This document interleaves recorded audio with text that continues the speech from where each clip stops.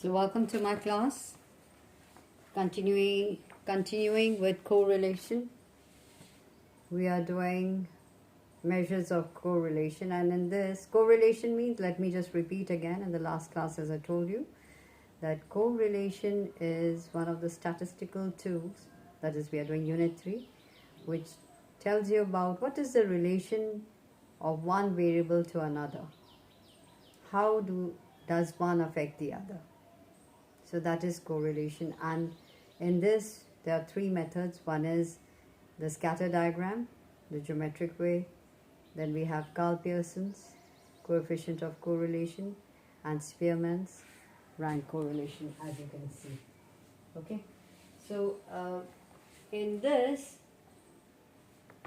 we are going to do what is known as, okay, just let me just tell you.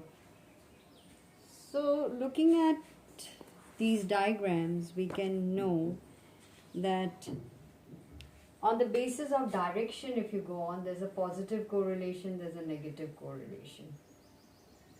So that tells you how does, say, X variable react to the Y variable. And this we know that both are moving in the same direction. When one variable, say, if X is increasing, Y is increasing, or Y is increasing, X is increasing, or when, again, here suppose it's Y variable and X variable. When the Y variable increases, the X variable decreases. But there is something known as perfect positive. Now what is that? Now perfect positive is because of the change of ratio. Of course we know that is a positive relation, but when do we call it as a perfect positive? When the ratio is the same. When the increase of the Y is equivalent to, the change is equivalent to the change in X variable. In the same manner, it is a perfect negative, which means on the basis of change in the ratio. And in this, like if this is a linear, this is line with making these lines. And if you're talking about non-linear, we can talk about non-linear too. For example, there'll be a little curve, but it's going in the same ratio. Okay, so that's non-linear. So let me just explain once again and let you, just to tell you what it is. Now correlation, what is it? Now, let me just show you.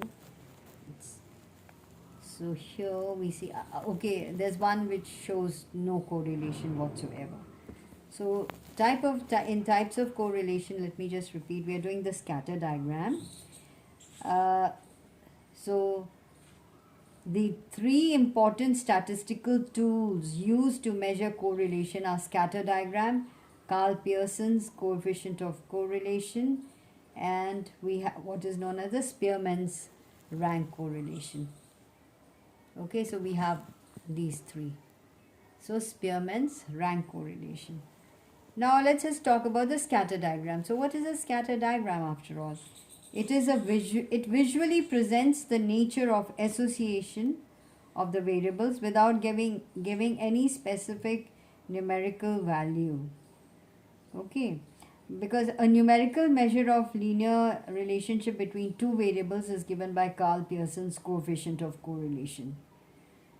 And a correlationship is said to be linear if it can be represented by a straight line. So it's a straight line relationship.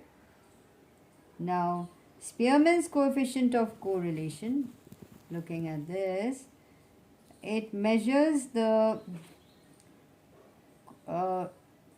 linear association between ranks. Okay, we assign ranks. So between ranks assigned to individual items according to their attributes. Now what are attributes?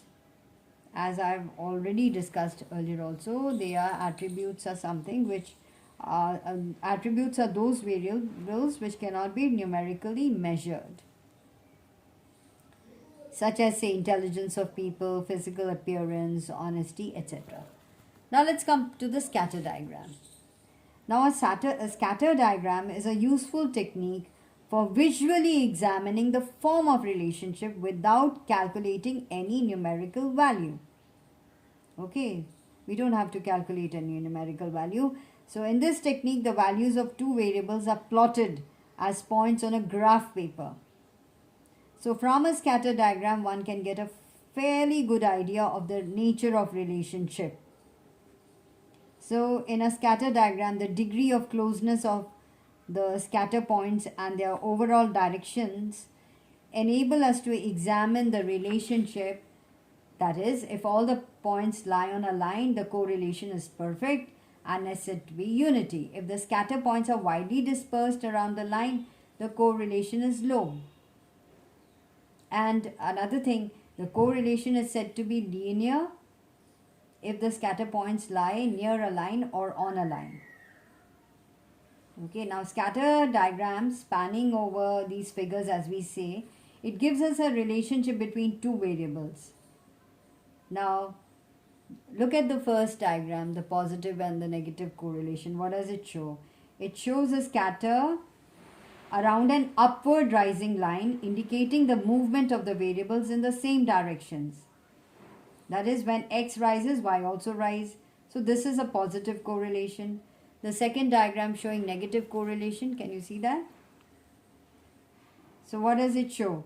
This time the variables move in opposite direction. When x rises, y falls, and vice versa. So this is negative correlation. So in another diagram, can you see this, the third one that we see? No correlation. So this is an example of correlation. What does it show? That there is no upward rising or downward sloping line across which the points are scattered. So this is known as, that means there is no correlation whatsoever here. So I hope I made myself clear. When I say, once again, let me just repeat myself for you again, that a scatter diagram is a graphic expression of the degree and direction of correlation. It is a useful technique for examining the form of relationship visually without calculating any numerical value. So in this method, the given data are plotted on a graph paper in the form of dots. Now what does it? Each dot shows a particular pair of variables of two variables, particular pair of the value of two variables, say x and y. So they are the coordinates. Every dot is a coordinate of x and y. To draw a scatter diagram, the values of variables x and y are taken along with the x-axis and y-axis respectively. The pair of values of two variables are shown by dots on the graph. So this graphical representation of the values is known as scatter diagram. And just by observing the patterns of dots, we can know the presence or absence of correlation and the type of correlation. So for example, if I have to say that there is a high degree of correlation, so if all the plotted points, see in the first diagram, if all the plotted points are very close to each other, it shows a high degree of correlation. If points cluster around a straight line going upwards from left to right, this is high degree of positive correlation. Okay, so and if it's going on the downward side, downward slope side, then there's a high degree of negative correlation. Now perfect positive correlation. If all the points lie on the straight line with a positive slope, suppose all the lines shown here are the positive slope, then it is a perfect positive correlation.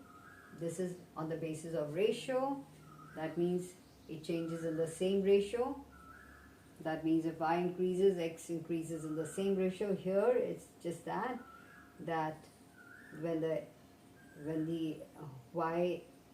ratio is, if the increase in the ratio of y, if there is an increase in the ratio y, there will be an decrease in the ratio of x. It's equal. So that is known as perfect negative correlation. So that's how it goes on. So if all the points, and all these points are on the straight line with a negative slope, rising from upper left hand to the corner right hand. So this is known as perfectly a negative correlation. All right, so this is how you might be given data to represent this, or you might be given data of pairs to represent on a scatter diagram. So x variables, suppose, are given as 2, 4, 6, 8, 10, and on y variables are given as 4, 6, 10, 12, 16. So what will it be? So you'll make a positive. What will happen? That shows a positive relationship. All right, it's something like that. So of course, good merit to this scatter diagram is that it is simple and non-mathematical method of studying correlation. It is easily understood and interpreted. So it gives us a quick idea of correlation between the two variables merely by looking at it, or merely by inspection. And demerit could be that it's a rough measure. It only gives a broad and a rough idea of the degree and nature of correlation. So it is only a method of studying the relationship between two variables. So it is not a precise relationship, precise measure, sorry. It's not a precise measurement of correlation. Because why? It does not indicate the exact numerical value, and it is really unsuitable for very large observations. So with that, we come to an end of scatter diagrams, and the next we're going to do Karl Pearson's coefficient of correlation. And in this, as I said, you must do a numerical based on that. First, just make these diagrams first of all to understand, and then open your books, see your illustration there, and make a scatter diagram based on that.